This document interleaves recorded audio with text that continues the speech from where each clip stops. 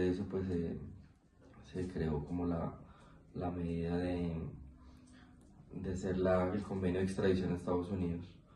Bueno, en ese momento también algo importante fue el tema de los diálogos de paz que tuvo con grupos al margen de la ley. Uno de ellos era el M-19.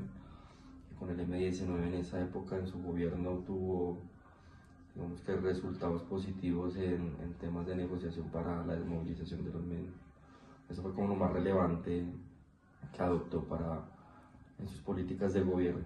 Bueno, para la siguiente pregunta vamos a hablar un poco sobre el presidente César Gaviria, el cual estuvo en la presidencia desde 1990 a 1994. Bueno, la pregunta es, ¿qué papel jugó César Gaviria en la Constitución del 91 y cómo manejó la guerra contra Pablo Escobar? Bueno, lo primero hay que aclarar que César Gaviria subió al poder tras la muerte de Carlos Galán, porque bueno, el candidato presidencial era Carlos Galán. César Gaviria era del partido, pero pues era el que estaba liderando digamos que la nueva campaña que tenía con Carlos Galán. Entonces, digamos que fue por solicitud de sus hijos, de los hijos de Carlos Galán y la familia, pues él tomó el liderazgo para asumir la presidencia. Entonces, partiendo de eso, él lo que hizo fue inicialmente cambiar la constitución, porque la constitución era del 86, la constitución era realmente muy inadecuada para los cambios que había ya en la época. Entonces lo que hizo fue reformarla, y esa es la famosa constitución del 91. En esa constitución hizo muchos cambios importantes para el país, y pues que iban de acuerdo al tiempo que se estaba viviendo y los cambios que necesitaba el país. Era algo que tenía que ser sostenible en el tiempo, pues a la fecha sigue aún vigente. Y bueno, él también apoyó el tema de la séptima papeleta, que era en las votaciones, a través de universidades públicas y privadas, generaron un movimiento llamado la séptima papeleta, que de hecho estaba liderado en su momento por Claudia López, cuando era estudiante de la universidad, donde básicamente consistía en imprimir un formato, digamos que básico, no era el establecido para las votaciones, pero lo volvieron formal, teniendo en cuenta que hubo mucho movimiento de la gente con la inconformidad que tenían en su momento, y donde fue válido y apoyado por el presidente para que fuera válido en las votaciones. Eso fue también un tema importante. Y bueno, la guerra con Pablo Escobar sí realmente fue un tema de negociación, pero pues finalmente cuando tuvo la alianza con los carteles de Cali y con un grupo estratégico que eran parte de él o enemigos de él, se creó un plan estratégico digamos, que se entregara o bien fuera para darle baja. Cuando estaban en las negociaciones, él realmente desistió, y pues no le quedó más de montar un plan con el ejército para darle baja, y pues finalmente pues lo capturaron pero muerto. Ese fue como el plan de gobierno frente a Pablo Escobar. Vale, muchas gracias. Para la siguiente vamos a hablar de Ernesto Samper, el cual estuvo en la presidencia desde 1994 hasta 1998. Bueno, el gobierno de Ernesto Samper, ¿por qué fue tan polémico? Bueno, el de él fue tan polémico porque, de hecho, desde las elecciones él estaba compitiendo con, digamos que los que van punteando en las elecciones era Andrés Pastrana y Ernesto Samper. Tiempo después fue que se identificó con ciertas pruebas de que tenía alianzas con el cartel de Cali, donde básicamente el cartel de Cali le pagó la campaña para que él fuera presidente, obviamente con unos acuerdos favorables para el cartel. Entonces la polémica fue realmente esa, donde a pesar de unas grabaciones que encontraron, pues le salió la frase polémica que él mismo decía que todo se hizo a las espaldas de él. Y posterior a eso, acabando su gobierno los traicionó y los capturó, no respetando el convenio que tenía con el cartel de Cali. Esa fue la polémica mayor de Ernesto Samper, que lo llamaban el proceso 8000, porque era el número de expediente que se llevaba para el caso del cartel de Cali. Vale. Del presidente Andrés Pastrana, ¿usted recuerda algo de su gobierno y el proceso de paz del Caguán? Bueno, de Andrés Pastrana realmente fue un gobierno también digamos que dudoso en temas de, digamos que corrupción. Hubo mucha corrupción. El tema del Caguán fue un acuerdo que, hasta donde de pronto me estoy equivocando, tuvo un convenio con los Estados Unidos para hacer un diálogo de paz y digamos que liberar esa zona del país que estaba pues ya a cargo de los grupos al margen de la ley. Ese tema digamos que fue fallido. Por temas de negociación, ninguna de las dos partes llegó a algún acuerdo para digamos que continuar con ese tratado de paz. Entonces eso quedó abolido, realmente fue fallido, nunca se logró hacer nada con eso. Bueno, luego de la presidencia de Andrés Pastrana, Álvaro Uribe subió al poder desde 2002 hasta 2010. ¿Qué impacto tuvo su política de seguridad democrática y usted cómo la vivió? Pues bueno, digamos que se evidenció sustancialmente la disminución digamos que en el crimen organizado, en los secuestros, digamos que en los ataques de grupos al margen de la ley.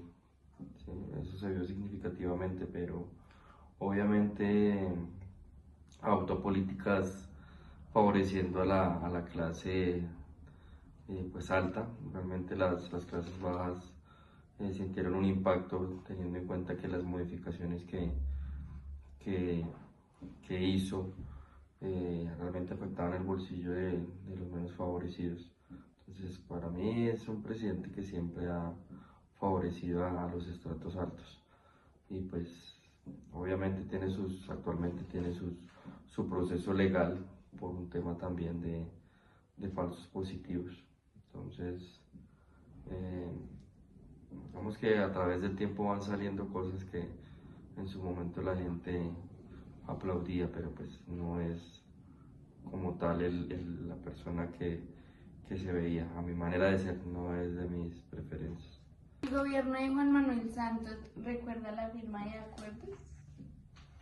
Él durante su campaña, durante su gobierno, trabajó mucho en el proceso de paz.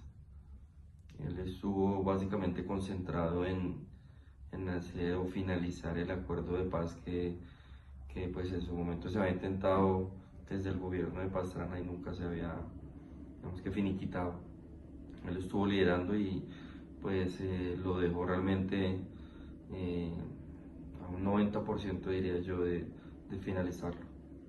Entonces no lo logró terminar, pero lo logró, digamos que aterrizar para que el próximo gobierno lo firmara y ya lo finalizara. Bueno, y todo esto durante este gobierno, ¿cómo lo vivieron?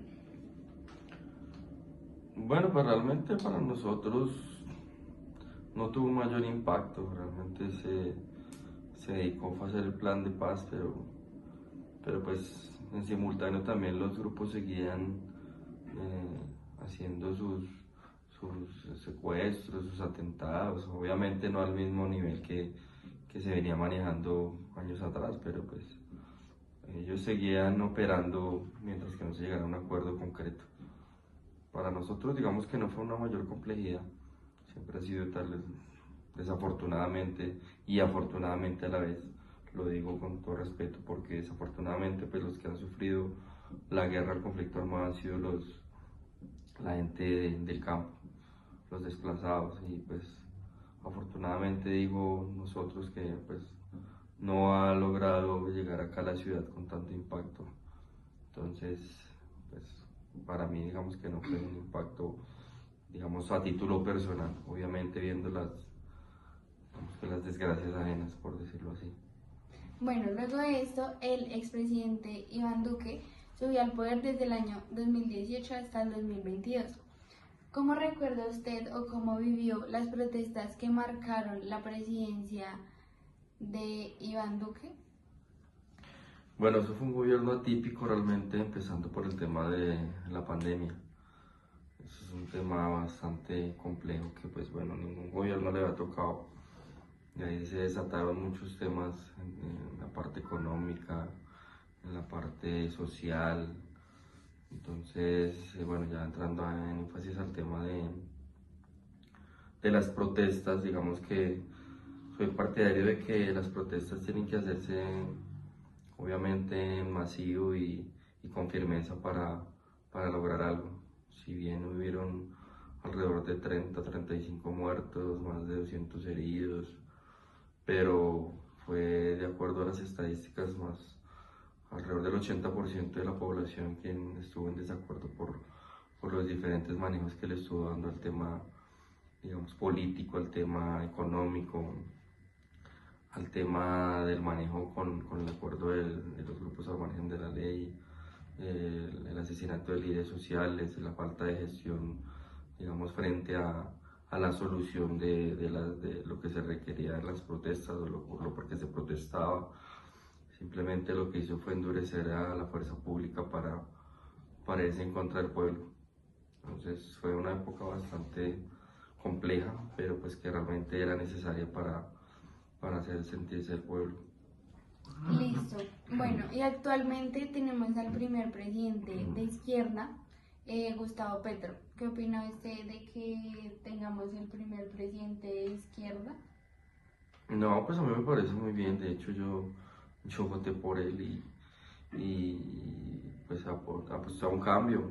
Obviamente hay cosas que estoy en desacuerdo que si bien no ha podido ejercerlo porque tiene muchas personas en su contra, si miramos bien las estadísticas, no los medios, sino las estadísticas, ha sido un gobierno que le apuntaban a que íbamos empezando por la inflación iba a ser disparada según los críticos en un porcentaje inigualable y de hecho bajó la inflación considerablemente, mejoró la economía, ha hecho nuevos acuerdos con diferentes países.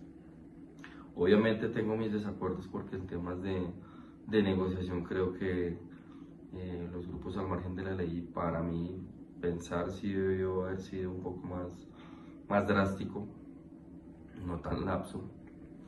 Pero en términos generales pienso que le invirtió mucho a la educación, al tema de los estratos bajos, pienso que los subsidios y digamos que el ataque monetario en temas de impuestos y demás que le pone a los grandes empresarios es lo que debió hacerse desde hace muchísimo tiempo. Bueno, para ir tan lejos estamos actualmente con un tema de que le está quitando los beneficios, por ejemplo, a grandes empresarios, cosa que en su momento Uribe, por el 4 por mil, que nunca nos lo quitó, que fue un tema temporal para ayudar a los bancos y ahí quedó.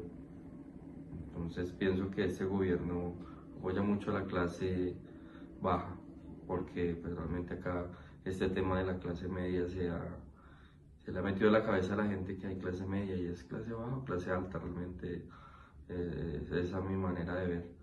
Y pues bueno, hace falta un poco, como te digo, vamos de ser drástico en sus decisiones, su campaña política dictaba una cosa y tenía, digamos, en contra muchas otras, pues debió haberlo hecho como lo hizo César Gaviria, a través de la ley y haberlo impuesto. No quiere decir que sea un régimen, pero pues obviamente si se votó por un cambio que se está frenando por digamos, los diferentes partidos que hay, pues hay que continuarlo porque para eso, digamos que se votó, la mayoría votamos por él, así como en su momento la derecha lo hizo drásticamente, pasando por encima de, de la gente que no votaba por él. Obviamente esto es elecciones, voz y voto y pienso que el cambio le hace falta, obviamente. No era lo que esperaba, pero pues por lo menos se está logrando algo importante. Vale, muchas gracias. Para finalizar, voy a dar mi opinión personal sobre los dos últimos gobiernos de Colombia, el de Iván Duque, que fue desde el 2018 al 2022, y el de Gustavo Petro, que ha estado desde el 2022 hasta la actualidad.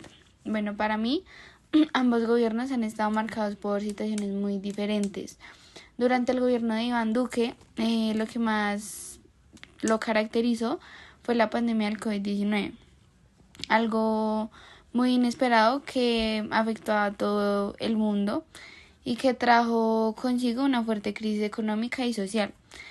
También se vivieron muchos momentos de tensión, como lo fue el paro nacional del 2021, donde la gente salió a protestar en contra de la reforma tributaria y otras decisiones de este gobierno que se consideraban en ese momento injustas. En lo personal, recuerdo dichas protestas como momentos muy difíciles, de incertidumbre, miedo y tensión. Sin embargo, en este gobierno pues todo no fue malo. Durante este mandato se logró avanzar con la vacuna del COVID-19, que fue la crisis de este momento. Se implementaron programas como lo fue la matrícula cero para algunos estudiantes universitarios. Y por otro lado, de igual manera, el actual gobierno de Gustavo lo Petro, que más marcó, en mi opinión, la este gobierno ha sido pues muy diferente las protestas a comparación de la pandemia de Iván Duque, ya que pues es la primera vez que tenemos un presidente de izquierda acá en Colombia. Por lo que sé, sus propuestas buscan transformar el país en varios aspectos, como la reforma de la salud, la transición energética, da más apoyo a las clases bajas y a los trabajadores, a los empleados de acá de Colombia. Y también impulsa la paz total para dialogar con grupos armados.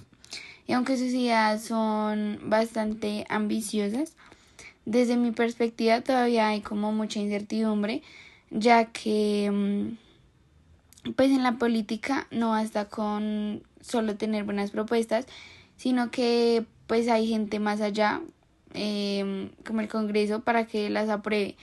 Y en este caso la oposición y los conflictos como entre partidos han frenado muchas de las propuestas, más este gobierno que pues ha recibido en cierta parte muchas críticas y pues no todos lo han apoyado.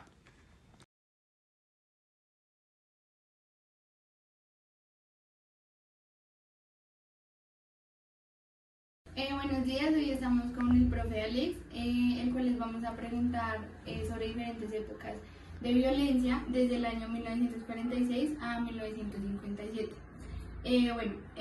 La primera pregunta es sobre el gobierno de Mariano Ospina Pérez. La pregunta es, ¿cómo impactó el asesinato de Jorge Eliezer Gaitán y el Bogotá en el gobierno de Mariano Ospina en la vida política y social de Colombia? Bueno, muy bien. Bajo el gobierno de este presidente, Mariano Ospina Pérez, se trató de hacer una unión nacional. Él trató de un poco como matizar la violencia bipartidista entre el Partido Liberal y Conservador y una disputa política que había en ese momento entre Gabriel Turbay y el precandidato liberal Jorge Eliezer Gaitán. Él trató de unir al país, por eso nombró en su gabinete a varios ministros liberales, para poder hacer como un balance entre el Partido Liberal y Conservador, lo cual no fue del todo efectivo, ya que Colombia venía ya recrudecida por una violencia muy marcada, sobre todo en las regiones, y que casualmente bajo su gobierno se va a dar el asesinato del precandidato, en este caso Jorge Eliezer Gaitán, y va a tener que afrontar todo lo que fue el Bogotazo, la violencia en todo el país. Le tocó gobernar bajo un estado de sitio, que es donde el Estado tiene que tomar a través de la fuerza pública el control para garantizar que haya seguridad a los ciudadanos. Por lo tanto, este fue un gobierno muy álgido, en el cual él no pudo tener control de esa situación, y era el periodo que se fue conocido en Colombia como el periodo de la violencia. Vale. Bueno, el siguiente es Laureano Gómez Castro, que tuvo su presidencia desde 1950 hasta 1951. Ahorita vamos a profundizar un poquito más sobre lo que pasó. Bueno, entonces la pregunta es, profe, ¿qué pasó en Colombia durante el gobierno de Laureano Gómez y cómo afectó a la gente común la violencia de esta época? Bueno, este presidente que tuvo Colombia, el expresidente Laureano Gómez, era de corte conservador, era muy radical, era, digamos, se sabe históricamente por los documentos que hay, por todo lo que se reportó, que era autoritario. Impuso una situación también de estado de sitio en el cual gobernó fue también a base de decretos que restringían la libertad de opinión, la prensa como tal, y esto se fue en contra de, sobre todo de la liberal del país, y realmente Colombia en ese momento vivía en una situación muy compleja en términos de educación, de salud, de infraestructura. No había una reforma agraria muy clara, lo cual eso iba a desembocar en lo que después se conoce como la dictadura del general Gustavo Rojas Pinilla. Es decir, esta situación llevó al país a que se diera esta dictadura, lo cual también hay que tener en cuenta que el expresidente Laureano Gómez, él se vio seriamente afectado en su salud y no pudo terminar su mandato. A él lo va a reemplazar otro presidente que no fue elegido, no fue electo por el pueblo, sino fue un designado presidencial, mientras que Laureano Gómez se recuperaba en España. Listo. Precisamente el presidente que reemplazó a Laureano Gómez fue Roberto Urdaneta Arbeláez, como ya el profesor lo mencionó, que tuvo su gobierno desde 1951 a 1953. Bueno, profe, ¿qué pasó durante este gobierno y cómo llevó esta situación al golpe militar de 1953? Pues básicamente eso dejó en evidencia cuando él fue designado. Entonces Roberto Urdaneta asume y trata de continuar con la línea política de su antecesor, que era el expresidente Laureano Gómez, pero dejó en evidencia que el país estaba muy mal en términos sobre todo de seguridad y de una violencia que se recrudecía cada vez más, sobre todo en las regiones. En las ciudades había un poco más de control, pero en las grandes zonas campesinas del país, en las zonas apartadas, era donde se vivía esa violencia entre los liberales y los conservadores. Y realmente él no pudo hacer mucho porque estaba atado sobre todo en el Congreso, las mayorías en el Congreso y sobre todo la población nacional exigían un cambio total del gobierno para poder garantizar las mínimas condiciones sociales para toda la población. Vale. Y por último, vamos a hablar sobre Gustavo Rojas Pinilla, que su gobierno fue desde 1953 hasta 1957. Bueno, ¿cómo influyó el golpe militar de 1953 en este gobierno, en la violencia, la modernización del país y la vida política de Colombia? Fue, digamos, un alivio en ese momento y fue bien recibida la dictadura incruenta. Incruenta quiere decir que no la tomó por una forma directa de confrontación directa o que hubiese una violencia ejercida sobre la población, y fue acogida porque la gente venía cansada de ese bipartidismo entre lo liberal y lo conservador, una guerra absurda, y él pone un orden, un control durante su dictadura y realmente logró establecer ciertas políticas para que la gente pudiera tener mayor seguridad. Va a hacer obras de infraestructura, carreteras, aeropuertos, permite que la mujer tenga voto en Colombia. En 1954 por primera vez la mujer en Colombia pudo votar, ya que antes la ejercían solamente los hombres. Va a crear el SENA también, que permite que haya una educación técnica, ya que no todos los jóvenes del país pueden acceder a la educación superior. Entonces él hizo grandes avances en eso, construyó esas obras de infraestructura y eso genera empleo y mejor calidad de vida para las personas. Pero también él reprimió varias libertades civiles, como por ejemplo la prensa. Él vetó al diario El Espectador, por ejemplo. Hubo también una protesta estudiantil y murieron algunos estudiantes, y él tampoco pudo tener claridad, sobre todo en lo concerniente a la garantía de los derechos humanos de estas personas. Ellos fueron como los lunares de su administración. Posteriormente él también trata de lanzarse para ser elegido, aunque él decía que era una junta militar provisional y él entregaba al país otra vez para que el país pudiera llegar a convocar unas elecciones democráticas y no una dictadura. Él se postula como candidato y va a competir con el padre del expresidente Andrés Pastrana, Misael Pastrana Borrero, y también en los anales de la historia se dice que él había ganado las elecciones, pero Misael Pastrana, según también los datos oficiales, cometió fraude. Entonces eso fue lo que, digamos, hubo avances, mucha gente lo recuerda con cariño, incluso mis bisabuelos y mis abuelos me contaban la historia cuando gobernó el dictador, o sea, Gustavo Rojas Pinilla, y lo recuerdan con mucho cariño también en el país porque puso, digamos, un orden y una tregua entre la violencia bipartidista en el país. Vale, profe, muchas gracias. Esta fue la entrevista con el profe Alex Moreno. Estamos con la profe Estefanía, vamos a hablar un poco sobre las diferentes épocas de la violencia, desde 1957 hasta 1970, sobre el gobierno de Alberto Lleras Camargo, que fue desde 1958 hasta 1962. Bueno, la pregunta es, ¿de qué manera el gobierno de Alberto Lleras Camargo ayudó a reducir la violencia política y a estabilizar el país tras la dictadura de Rojas Pinilla? Listo, entonces lo que pasó fue que fue la persona que creó el Plan Nacional. Después cuando dictaminó, van a haber presidentes, o sea, un periodo va a ser un conservador y en el otro un liberal, como para que la tensión se calmara. Igualmente, él lo que hizo fue como crear políticas también de restauración de tierras. La primera gran reforma agraria la dio él. Entonces, eso fue como lo más importante. ¿Por qué una reforma agraria? Porque todo este conflicto más fuertemente surgió en el campo. ¿Qué más me preguntaste? Estabilizar el país, listo. Entonces resulta que tenemos eso del Frente Nacional, tenemos lo de la reforma agraria y resulta que después de la gran junta militar que hubo, también se dio un plebiscito donde hubo derecho al voto. En el primer gobierno, que fue el de Lleras, fue la primera vez que las mujeres pudieron votar. Ok. Bueno, en el gobierno de Guillermo León Valencia de 1962 a 1966, ¿qué pasó con Colombia y por qué en esa época empezaron las guerrillas?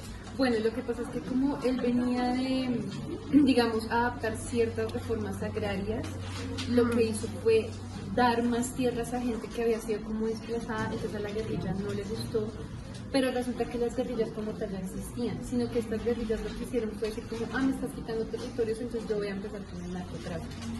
Las guerrillas dejaron como de lado esa ideal que tenían primero como de ayudar al campesino, de crear como cosas muy justas, para irse por el lado de las armas del narcotráfico. ¿Por qué? Solamente porque este señor de alguna manera instauró que las reformas fueran más fuertes para dar más territorio. De hecho, la persona que creó el departamento del Quindío fue este señor. Entonces, por eso las guerrillas tomaron más poder con la violencia en esa época. Último, durante el gobierno de Carlos Lleras Restrepo, ¿qué cambios trajo la reforma agraria en este gobierno y cómo afectó a la gente en general? Bueno, entonces lo que te venía diciendo, con la anterior reforma lo que pasó fue que el presidente dio muchos territorios, entonces la guerrilla lo que hizo fue desplazarse a esos territorios que no tenían como vigilancia, como el Caguán, como el Meta, como el Amazonas, algunas partes de Cúcuta, y resulta que de alguna forma la gente empezó a ser afectada porque empezaron también a ser más desplazados. La guerrilla quería como empezar a coger otros territorios que sí eran parte como de la jurisdicción. Ustedes saben que existen los gobernadores en los departamentos y los alcaldes en los municipios y en las ciudades pequeñas. Esta división no existía y en ese gobierno tuvo que salir eso porque la guerrilla empezó a descontrolarse y a tomar muchas partes. Y en ese mismo momento, que es sobre el 70, también empiezan a surgir grupos estudiantiles. ¿Por qué? Porque habían muchas revoluciones en Latinoamérica, que nosotros vimos, la sandinista, la cubana, que ya estaban alimentando a la gente la idea de que el campo era importante, pero también que el campo podía ser como donde se descubrieran todo este tipo de situaciones que son de guerrillas y de violencia. Okay. Vale, muchas gracias. Esta fue la entrevista con la profe Estefanía.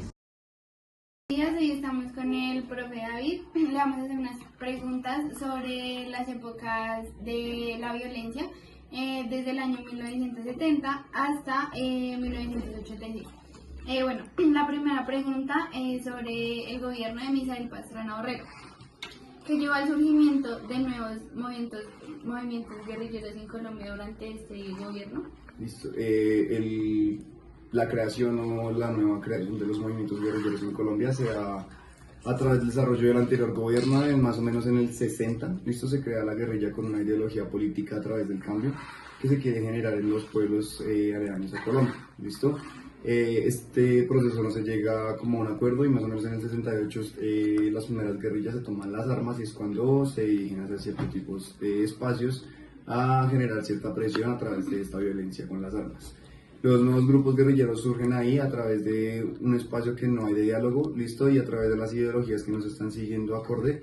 Entonces estos se empiezan a fragmentar y empiezan a aparecer nuevos grupos guerrilleros en cada una de las zonas del espacio colombiano, listo, generando distintas presiones y distintas características de estos, peleando por educación, por salud, otros pelean por el campesinado y así sucesivamente por cada una de estas instancias que pues, los gobiernos no lograron desarrollar. Vale. Bueno, la siguiente pregunta es sobre el gobierno de Alfonso López Michelsen, que duró desde 1974 hasta 1978. Bueno, ¿qué pasó en Colombia con el paro cívico en 1977 durante este gobierno? Listo, el paro cívico se da porque no se cumplen las políticas necesarias para el desarrollo del pueblo colombiano y toda la comunidad colombiana en este caso se une en este paro cívico para reclamar sobre estos objetivos. Los objetivos siempre son claros, siempre son los mismos, pero entonces los gobiernos siempre tratan de dilatarlos en otros espacios. En este caso, pues lo que es educación y salud, que es lo principal que se busca en los pueblos colombianos, y lo que es el territorio de los campesinos. Vale. Bueno, en el gobierno de Julio César Turbay, ¿qué pasó con el estatuto de seguridad en este gobierno de Turbay y cómo afectó a la gente? Listo, el estatuto de seguridad, lo que pasa con Turbay es que se cae, o sea, no logra el desarrollo de seguridad que necesita el pueblo colombiano, ya que a través de distintas instancias, la guerrilla y el paramilitarismo lo que hacen es hacer ciertas estrategias para que esto sea fragmentado. ¿Listo? Entonces el Estatuto de Seguridad pues no está protegiendo a las personas, no protege el desarrollo de lo social y ahí es donde pues se crean ciertas instancias y movimientos en donde se necesitan los decretos necesarios que se tienen que atribuir a este espacio. Vale, y por último, ¿qué pasó con la paz y la tragedia del Palacio de Justicia durante el gobierno de Belisario Betancur? Listo, se intenta hacer un acuerdo de paz con las guerrillas, anterior a, pues ya ha vivido, en este caso actual, un gobierno de Santos que intenta hacer un acuerdo de paz con lo que es el ELN y las FARC. Se había intentado antes en este gobierno, listo, para que el desarrollo de lo social mejorara. No se logra este espacio, lo que hace el Palacio de Justicia, en este caso que es como el Centro de Memoria Histórico de Colombia, es que se lo toman, ¿listo? Se lo toman en protesta de la liberación, en protesta de que las personas, por favor, el gobierno, por favor, trate de mejorar ciertas instancias en lo que es la salud pública, la educación y demás instancias en lo social que requiere el pueblo colombiano, que es lo que están peleando.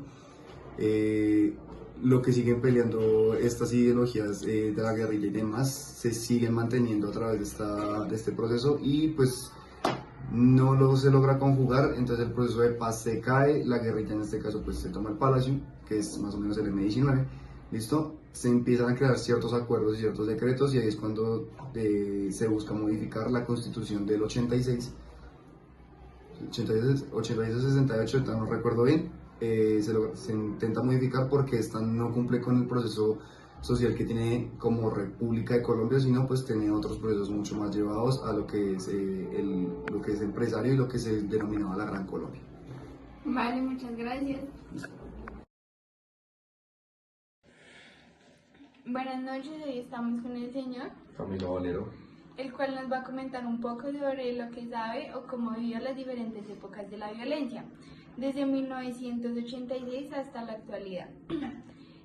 Bueno, la primera pregunta es, durante el gobierno de Virgilio Barco, ¿qué políticas aplicó él contra el narcotráfico y cómo enfrentó la violencia? Bueno, fue una época difícil, puesto que el narcotráfico y los carteles de Medellín y Cali tenían prácticamente dominado el país.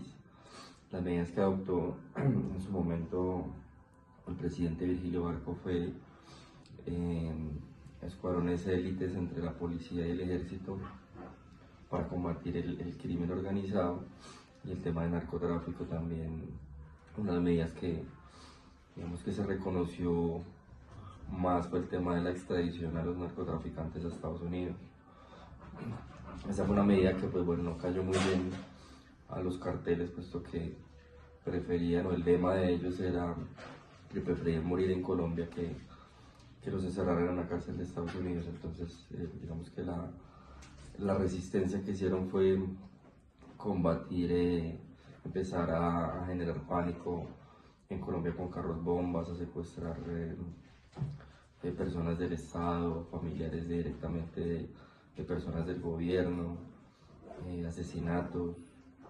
También fue cuando fue el plan Pistola, cuando pagaba por matar a policías. Y bueno, a raíz de eso pues se creó como la medida de hacer el convenio de extradición a Estados Unidos. Bueno, en ese momento también algo importante fue el tema de los diálogos de paz que tuvo con grupos al margen de la ley. Uno de ellos era el M-19. Con el M-19 en esa época en su gobierno tuvo, digamos que resultados positivos en temas de negociación para la desmovilización de los medios. Eso fue como lo más relevante que adoptó en sus políticas de gobierno. Bueno, para la siguiente pregunta vamos a hablar un poco sobre el presidente César Gaviria, el cual estuvo en la presidencia desde 1990 a 1994.